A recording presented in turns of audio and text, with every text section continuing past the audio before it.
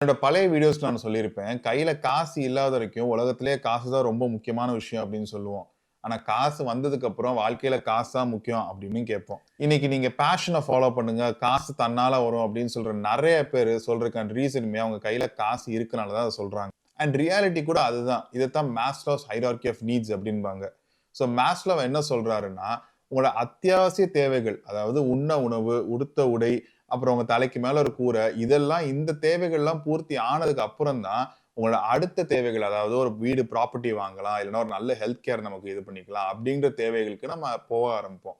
ஆனா அந்த தேவைகள் பூர்த்தி ஆனதுக்கு அப்புறம் தான், உங்களோட அடுத்த தேவைகள், அதாவது ஒரு நல்ல ரிலேஷன்ஷிப்ல இருக்கணும், ஒரு நல்ல கம்யூனிட்டி ஃபீல் கிடைக்கணும், அப்படிங்கிற தேவைகளுக்கு நம்ம பூர்த்தி செய்ய பார்ப்போம். அண்ட் இதெல்லாம் பூர்த்தி ஆனதுக்கு அப்புறம் தான் கடைசியில செல்ஃப் ஆக்சுவலைசேஷன், அதாவது நம்ம பர்ப்பஸ் என்னது, நம்மளுடைய பேஷன் என்னது, இப்படின்ற மாரி விஷயங்கள்லாம் நம்ம நோக்கி போக ஆரம்பிப்போம். ஸோ அந்த அத்தியாவசிய தேவைகள் எல்லாத்தையும் பூர்த்தி ஆனதுக்கு அப்புறம் தான் அந்த பேஷன்ன்ற கான்செப்ட்டே வரும். பட் நம்ம உலகத்துல இன்னைக்கு பெரிய ப்ராப்ளமே சோஷியல் இன்இக்வாலிட்டி. ரஜினி சிவாஜி படத்துல சொல்ற மாரி, "the rich become richer and the poor become poorer" அப்படின்னு சொல்றாருல்ல, அதுதான். இன்னைக்கு இந்த ஒரு தேவைகளையும் பூர்த்தி செஞ்சு, அடுத்த லேயருக்கு போறதுக்கான கேப் பெருசாகிக்கிட்டே இருக்கு. அதாவது ஒரு மரம் வளர்றதுக்கு எப்படி வேர்கள் ஸ்ட்ராங்கா இருக்கணுமோ, அதே மாரி பேஷன ஃபாலோ பண்றதுக்குமே கீழ அந்த பேஸ் ஆஃப் த பிரமிட் நமக்கு ஸ்ட்ராங்கா இருக்கணும். ப்ராப்ளம் என்னன்னா, அந்த வேர வளர்க்கறதே இன்னைக்கு ரொம்ப கஷ்டமான விஷயமா இருக்கு. இந்த பேஸ் ஸ்ட்ராங்கா இருக்க ஒரு ரிச் பெர்சனுடைய பாத் டுவர்ட்ஸ் பேஷன் ஃபாலோ பண்றதுங்கிறது is completely different from someone who's building from the scratch. இப்ப ரீசென்ட்டா கூட விஜய் சேது ஒரு இன்டர்வியூல நான் பார்த்தேன்.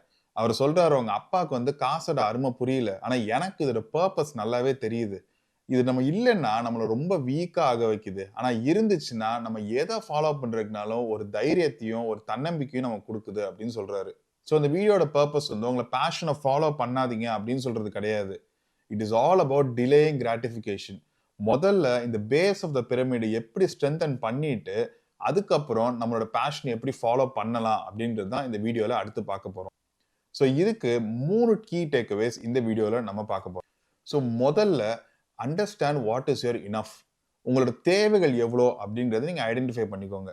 இந்த பிரமிட் நம்ம கட்டுறோம்னே சொல்றோம்ல. இந்த பிரமிடோட பேஸ் 100 அடிக்கு வளரணுமா, இல்ல 2 அடி கட்டினா போதுமா அப்படின்னு டிசைட் பண்றது நீங்க தான். நான் காலேஜ் முடிச்சு வேலைக்கு போகும்போது நானும் என் ஃப்ரெண்டு ஜெகனும் நிறைய இந்த மாதிரி விஷயங்கள்லாம் பேசிக்கிட்டு இருப்போம். அப்ப ஒரு தடவை கேட்டான், உன் லைஃப்ல வந்து நீ செட்டில்டுனா எதை எதிர்பார்ப்ப அப்படின்னு கேட்டான். அன்னைக்கு வந்து நான் 16,000 ரூபாய் மாசம் சம்பளம் வாங்கிக்கிட்டு இருந்தேன். அன்னைக்கு நான் சொன்னேன், என்ன கையில ஒரு 12 லட்ச ரூபா, 15 லட்ச ரூபா இருந்தா போதும். இத வச்சு நம்ம என்ன கடை வச்சுக்குவோம். ஏதோ ஒண்ணு ஜாலியா நம்ம செட்டில் ஆயிரலாம் அப்டின்ட்டு நான் சொன்னேன். அண்ட் ஆஃப் கோர்ஸ் அன்னைக்கு நம்ம மேரேஜ், கிட்ஸ் அவங்களோட எஜுகேஷன் இத பத்திலாம் வந்து நம்ம யோசிச்சிருக்க மாட்டோம். பட் ஸ்டில் அன்னைக்கு வந்து எனக்கு ஒரு 10 லட்ச ரூபா, 12 லட்ச ரூபா இருந்தா போதும். லைஃப் சாட்டிஸ்ஃபைடா இருக்கும் அப்டின்னு தோணுச்சு. கொஞ்ச நாள் கழிச்சு நம்ம 50 லட்சம் இருந்தா வாழ்க்கை செட்டில்டு அப்டின்னு நெனைப்போம். அடுத்து கொஞ்ச நாள்ல வந்து 1 கோடி இருந்தா தான் வாழ்க்கை செட்டில் ஆகும் அப்டின்னு நெனைப்போம். அடுத்து கொஞ்ச நாளைக்கு ஒரு நல்ல ஒரு 10 கோடி இருக்கணும், 2 வீடு சொந்தமா வச்சிருக்கணும், வாடகை பணம் வரணும், இதெல்லாம் இருந்தா தான் வாழ்க்கை செட்டில்டு அப்டின்னு நெனைப்போம். ஸோ நம்ம தேவைகள் வந்து கூடிக்கிட்டே போகும் லைஃப் போக போக. எனக்கு வந்து 2 மாடி கட்டடம் கட்டுனா போதும். எனக்கு 100 மாடி கட்டடம் கட்டணும்னு அவசியம் இல்ல அப்படின்னு உங்க மைண்ட்ல நீங்க என்னைக்கு ரெஜிஸ்டர் பண்ணிக்கிறீங்களோ, அன்னைக்கு உங்க லைஃப் ரொம்ப லிபரேட்டிங்கா.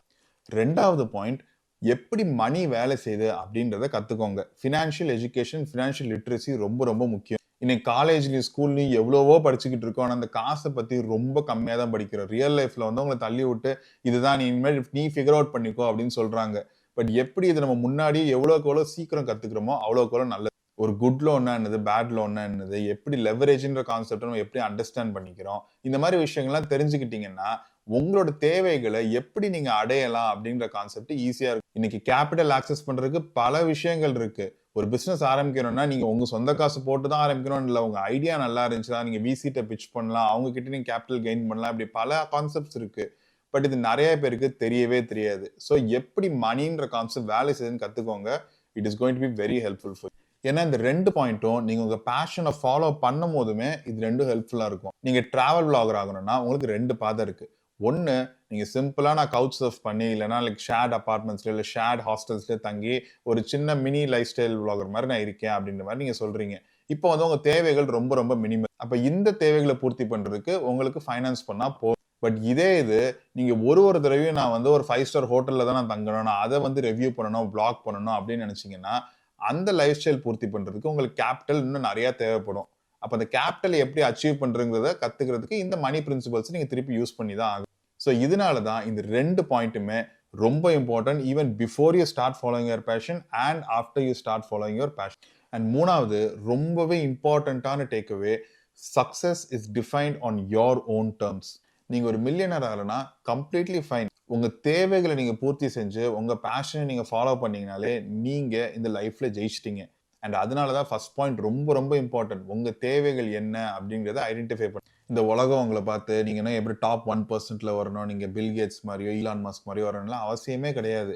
உங்கள பொறுத்த வரைக்கும் சக்சஸ்ங்கிறது உங்களுக்கு புடிச்ச வேலைய நீங்க செஞ்சு, கடன் இல்லாம ரூ. 25,000 எனக்கு வந்தா போதும். அதுல நான் நிம்மதியா ஃபேமிலியோட நான் சந்தோஷமா இருக்கேன் அப்படின்னு உங்களுக்கு தோணுச்சுன்னா, அதுதான் சக்சஸ். சக்சஸ டிஃபைன் பண்றது நீங்க மட்டும் தான். சம் ரேண்டம் காய் வந்து $10 மில்லியன் வச்சிருந்து நீங்க 3 வில்லாவ நீங்க ஓன் பண்ணியிருந்தா மட்டும் தான் சக்சஸ் அப்படின்னு சொன்னாங்கன்னா, அவங்க பினான்சியல் சக்சஸ பத்தி மட்டும் தான் சொல்றாங்க. பட் அதுதான் உலகத்துல இருக்க செல்வம்னு கிடையாது. அவங்க சொல்றது பணச்செல்வத்த பத்தி மட்டும் தான். உங்க லைஃப்ல என்ன வெல்த் சேர்க்கிறீங்கிறது உங்க டெர்ம்ஸ்ல தான் இருக்கணும். வெல்த் பத்தி இன்னும் டீடைலா வீடியோ போடணும்னா கமெண்ட்ஸ்ல வெல்த்னு டைப் பண்ணுங்க. நெக்ஸ்ட் வீடியோ அத பத்தி ஒண்ணு போடுவோம். ஸோ நான் முன்னாடியே சொன்ன மாதிரி எவ்ரி Thursday ஒரு நியூஸ் லெட்டர் நான் பப்ளிஷ் பண்றேன். ஸோ டிஸ்கிரிப்ஷன்ல செக் பண்ணுங்க. அந்த நியூஸ் லெட்டருக்கு எப்படி சப்ஸ்கிரைப் பண்றது இன்ஸ்ட்ரக்ஷன்ஸ் அதுல இருக்கும். அண்ட் உங்களுக்கு இந்த வீடியோ வேல்யூ இருந்துச்சுன்னா மறக்காம like, share and subscribe. So இதே வேல்யூ யூடியூப் மத்தவங்களுக்கும் ஷேர் பண்ணும். அடுத்த வீடியோல சந்திப்போம்.